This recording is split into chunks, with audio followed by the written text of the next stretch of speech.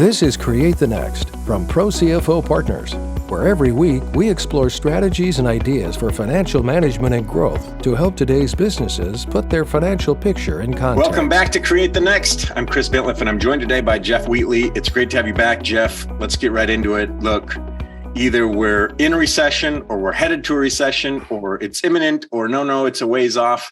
Or I don't need anybody else to tell me what's going on. I'm a business that is suffering from something and struggling. Doesn't matter how we got here. Doesn't matter all the parts and pieces that might fit that puzzle together. I'm struggling.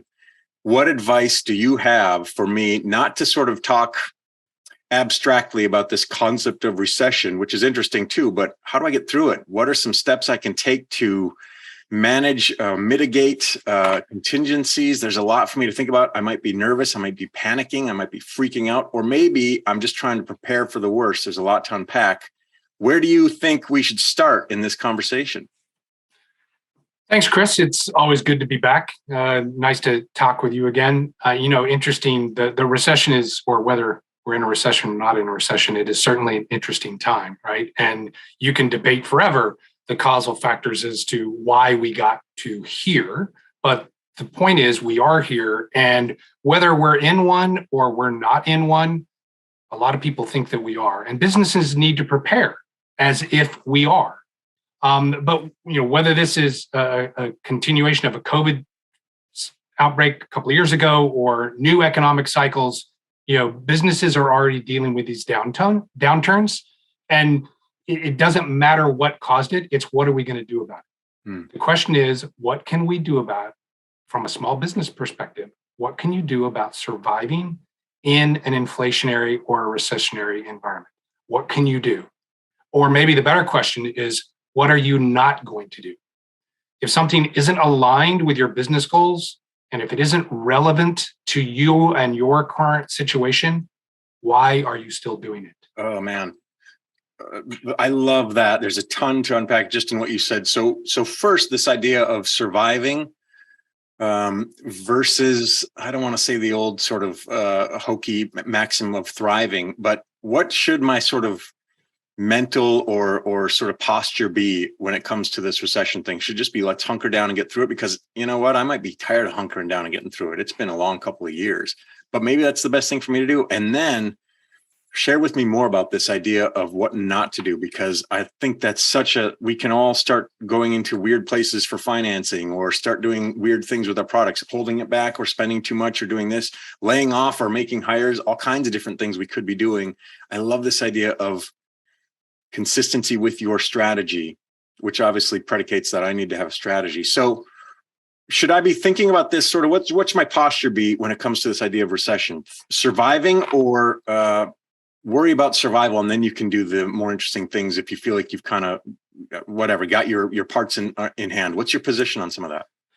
Well, I think anticipating and weathering a recession kind of depends in large part on the way you've structured your business to date, right? So if you're a business owner, and obviously if you're a good business owner, you're supported by a really good CFO.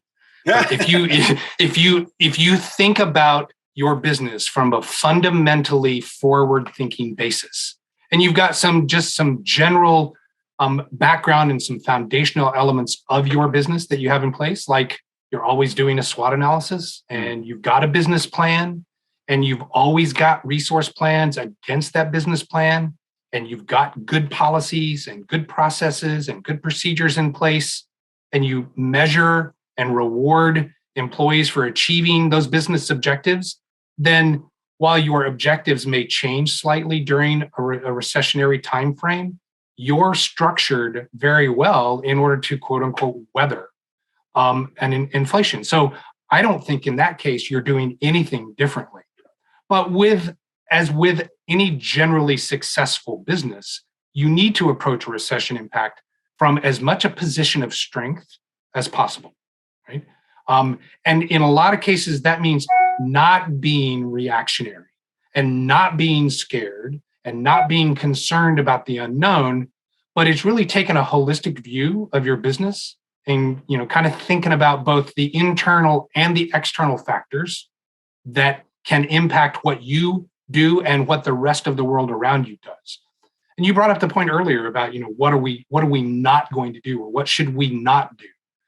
And if you think about your business from kind of customer facing and impacting and back of the house, and some of the things that people generally think of are they can control the back of the house things and they can't control the customer interfacing and customer affecting things. Well, I think there are a couple of customer facing front of the house things that you can do.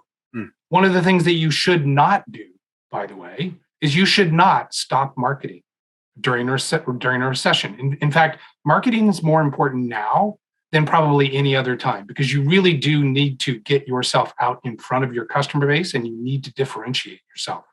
So do not cut your marketing spending. Do not stop marketing your business. Do not stop supporting your brand. But what you should stop doing is marketing to something that isn't your core business. Market to your existing client base right now, right? They're your single greatest source of revenue. They're your single greatest source of referral. You already know how to contact them. So it's generally more efficient and cost effective to increase your marketing efforts to your existing customer base. They can be a great referral source to you too during this time frame, right? You shouldn't probably go out and market a whole bunch of new products. If you stick to your core product, your core competency set, and make sure that that is what you're executing against. Now, at the same time, if you've got a new product that is new to you, but not to your customer set, then I would absolutely go ahead and enter that product, because then you're just diversifying your business, right? But that's a vertical integration as opposed to a horizontal expansion. I wouldn't necessarily consider a horizontal expansion right now, but the more market share you can get from your existing customer base by providing more products that they need today, then that's a great activity to undertake.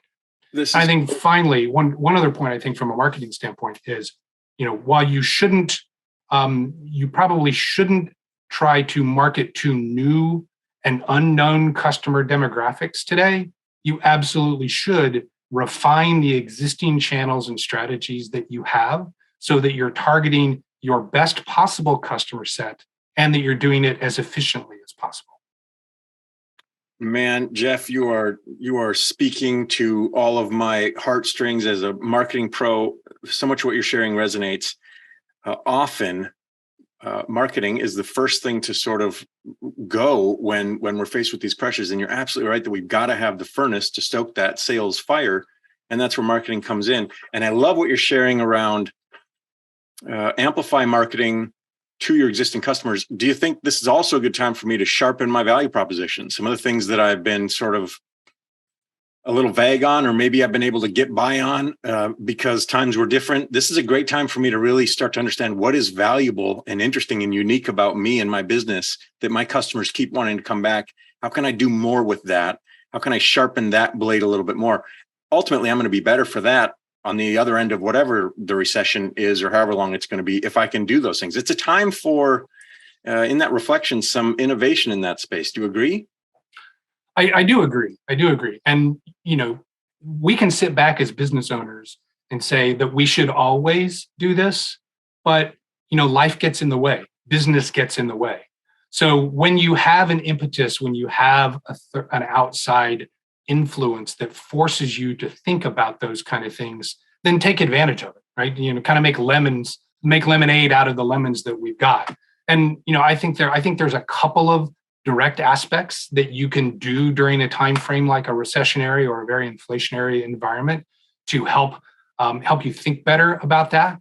One that comes to mind is, while it's never fun to say goodbye, if you have some unprofitable customers or some unprofitable customer segments or even some unprofitable products, now's a good time to cut them, right? There is no reason to continue pushing good money after bad. Mm-hmm. And if you're using this opportunity in this environment to kind of retrench and think differently anyway, then, addition by subtraction is a really good way to do it.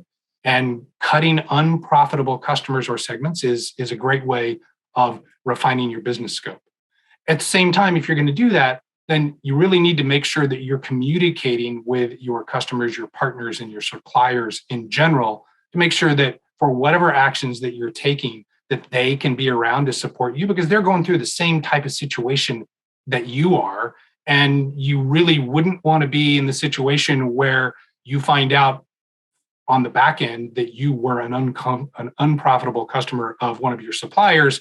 And so they cut you off, and now all those plans that you've been thinking about are now thrown into chaos. So make sure that you're communicating with your constituencies, not just your customers, but your suppliers, your partners, your distributors. Make sure they're all on the same page.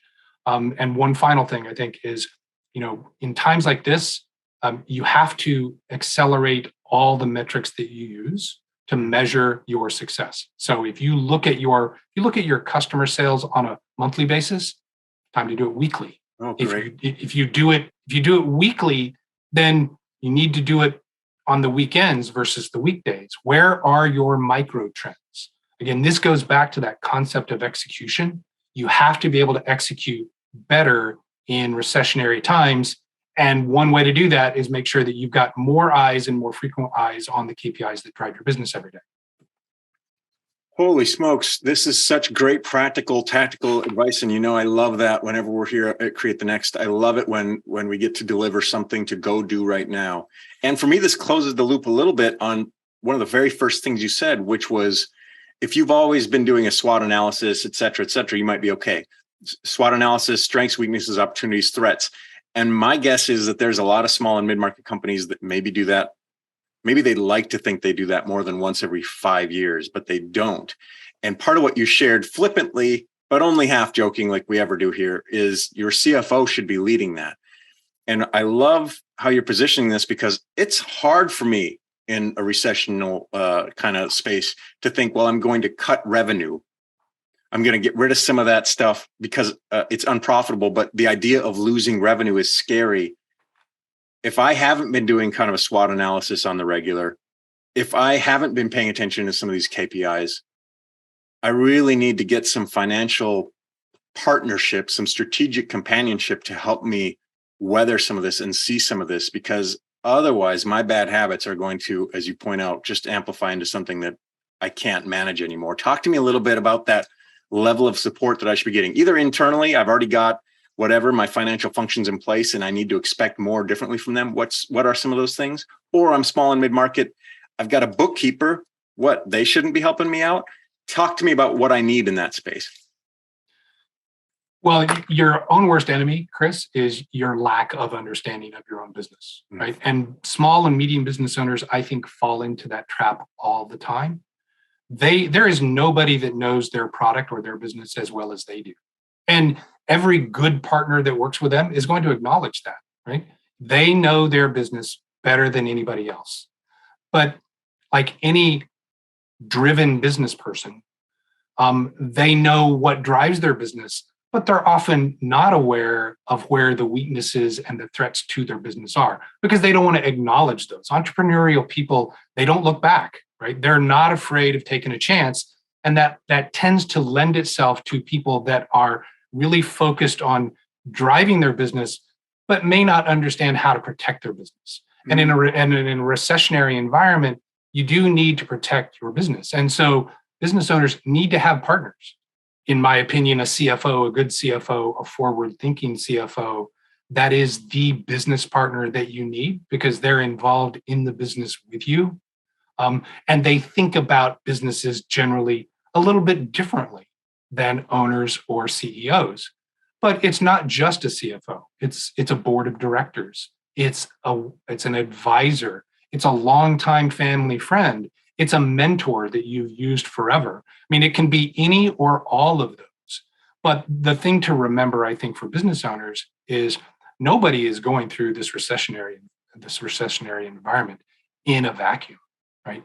While there may be industry segments that aren't necessarily seeing this today, most businesses are. So everybody's going through the same thing. So to reach out and talk to people and find out what they're doing differently and how they may be able to evaluate their business and to then internalize that to yours, that's certainly not a sign of weakness, and it's certainly not a sign of softness in their business. That's just smart business. And a good CFO is really going to help you do that, because that is the lens that they bring to the business. It's to help a CEO think about those types of 360-degree impactors that a CEO may not necessarily have either seen or been exposed to, that a CFO can help them bring to the table.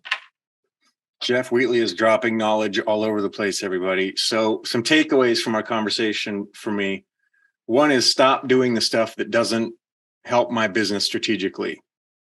Two is really closely review on a weekly my KPIs, but also my profitability, my relationships, and be prepared to make some seemingly tough, but probably very healthy decisions. And three is surround myself with a network of capable people, professionals and otherwise, that can help me get through this. And I love what you're sharing, that we're not in a vacuum. You're not going through this alone. And everybody can tend to feel that way. You can tend to feel like, well, my situation is so completely unique that nobody could, whatever, help me understand or help me get through it. And Jeff is saying, no, folks, that's not how it works. Of all the things that sort of that you're dealing with on the daily, Jeff, and that the conversations you're having and the clients you're working with and the people that are struggling, is there one sort of piece of advice that you're giving again and again and again that is a good place for me to start? Is it look, stop with the unprofitable customers? Is it conduct a SWOT analysis if you haven't done it? Like, what's the first next best thing I should do if I'm finding myself a little flat-footed here? Chris, I think if you have not done any of this as part of your normal day-to-day business operations, one, you're not alone. To your point, there are a lot of businesses that don't do these things on a regular, recurring basis. No matter how much they know that they should, they just don't. So if you're in this position where you're saying, what do I need to do first? I think the most important thing you have to do is you really do need to do a very strong and in-depth SWOT analysis, because otherwise you're really not getting a good picture of what you can do and what you need to react to. And that's why a SWOT analysis is so beneficial, because it looks at both the internal parameters of what you are doing today and what you can do today, and balances that and matches that up against the external factors of things that you have no control over, but that you still need to think about. And until you really understand some more detail around those strengths, weaknesses, opportunities, and threats, then you don't really have enough information to develop a good plan to take advantage or mitigate any of those things. And then if you don't have that and you're making plans without good objectives, then you're just asking for failure. So take the time, stop, do a good SWOT analysis, and then build out some plans. It's not too late. You may not, if you haven't done that today, then it's not that you can't do it. You just might have a couple extra steps to get to where you really need to be before a business that does this as a matter of course. Thanks for delivering that confidence and that reassurance. I think that's a really important way for us to sort of put a bow around this particular conversation, that it's not too late. It's a great time to get started. And Jeff, we need to have you back. I mean, if we're going to get through this whole thing, you have so many great ideas, and you and I have talked a bit about some of those ideas, and I feel like we've just scratched the surface. So thank you so much for what is, for me, really generous and expert advice and guidance today. We're so valuable for it. I hope everybody out there presses replay and takes some notes, because really, really great insights for us to get through this. Jeff Wheatley from ProCFO Partners. Great conversation today, Jeff. Really enjoyed the discussion. Thanks for watching. Having you back. And Thank a special thanks to our subscribers. Consider becoming one today. Visit ProCFOPartners.com for more strategies and ideas for financial management and growth to help you put your business's financial picture in context.